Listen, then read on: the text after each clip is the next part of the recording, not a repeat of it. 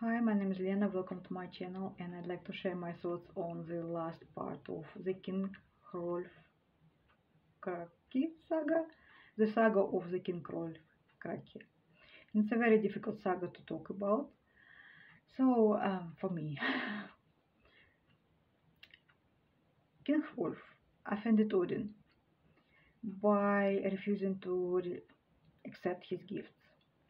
And he himself and his champions think that he will never be victorious again. Lots of time passes because King Hrolf and his champions are not young men anymore. And Skuld, King Hrolf's half-sister, whose mother was some magical being, and who is said to be very disagreeable, very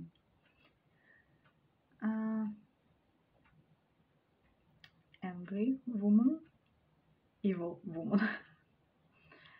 She's not happy that her husband, who is the king himself, has to bend a knee to King Hrolf and pay him money, pay him tribute. She wants this situation to change. And they gather a huge army, and she uses her magic, and lots of magical beings are in the army as well. They come to King Hrolf as though they want to visit a festival. So for a very long time, King Hrolf believes that they came in peace, even though they have lots of armor, lots of arms, and lots of men. But eventually he has to fight them. And it's impossible to do because Skuld uses her magic, and when her soldiers are killed, they don't die. They get back on their legs and they keep fighting. And they're impossible to kill. King Hrolf has some magic of his own. Budvar, his main champion and his son-in-law, is able to project a bear, a huge bear, or manifest a huge bear that goes before the army, before the champions, and before King Hrolf, and who is very strong and kills lots and lots of enemies. But it doesn't last because Budvar had to go into battle himself, and if he is fighting, that the bear cannot be present in the battle. So all the champions of King Hrolf are killed, and King Hrolf himself is killed. Skuld is victorious, but she lost her husband.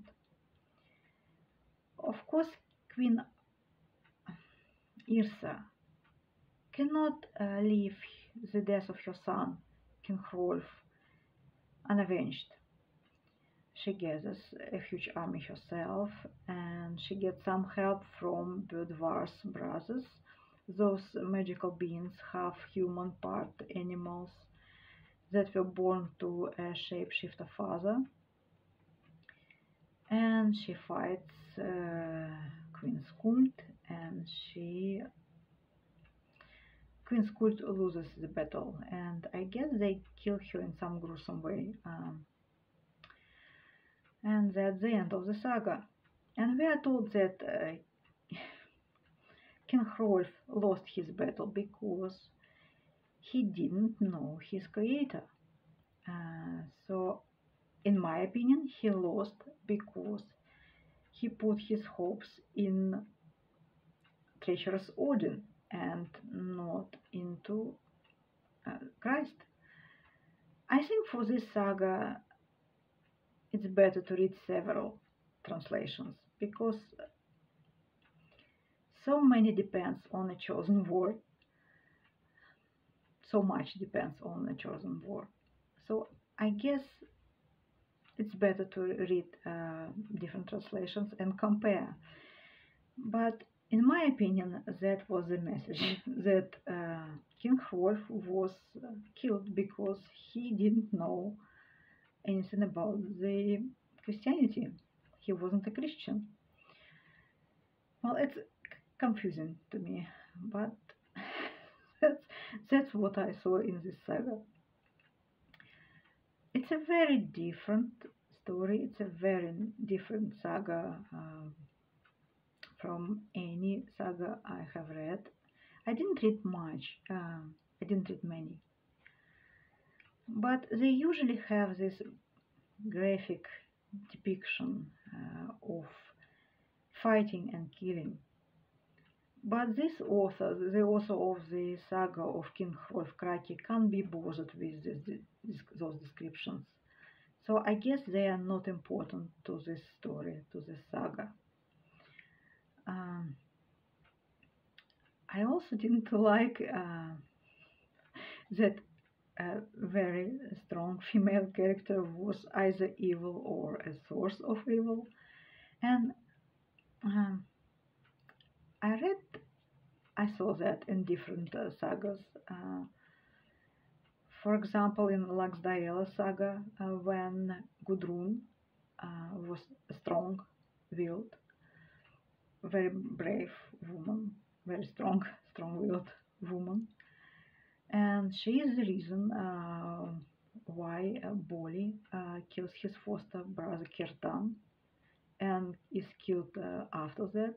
And we are even told that when Boli was killed, when Kirtan was avenged, for some time she walked alongside with the riders who killed her husband, and she talked with them. She asked them for news, just because she wanted to remember everybody, every single person who was present when her husband was killed, because she wanted her husband to be avenged, and she wanted her sons, who were kids at the time, she wanted them to grow up and to kill these people, every single one of them. So she was remembering who was in this party.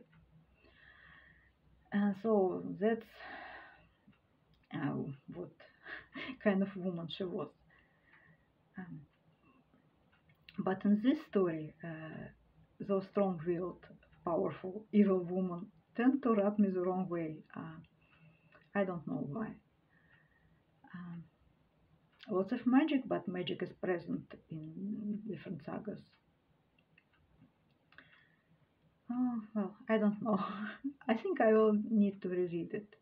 And I will probably need to read more about this saga, a bit more about the saga.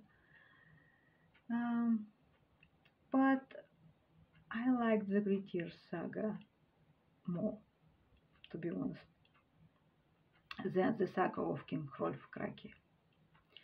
Thank you for watching. Goodbye and happy reading.